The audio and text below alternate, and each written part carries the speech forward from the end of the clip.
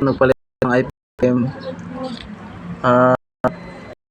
Sobrang selan nito pag magpalit tayo. Kaya advisable na gagamit tayo ng hot air pag magpalit. Ito kasi gumamit lang tayo ng ng soldering iron. Nagkamali ako sa pag jumper ng wiring dito sa kasi natuklap nga. Natuklap yung dalawa, tatlo.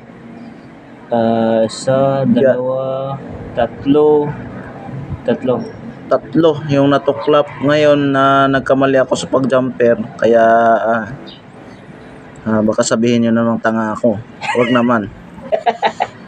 Ayan, ganyan po yung niya. Kaya ito pag magpalit tayo ng APM, kailangan ground to. Maselan kasi to eh. Ayan sa Daikin to na board. Ayan.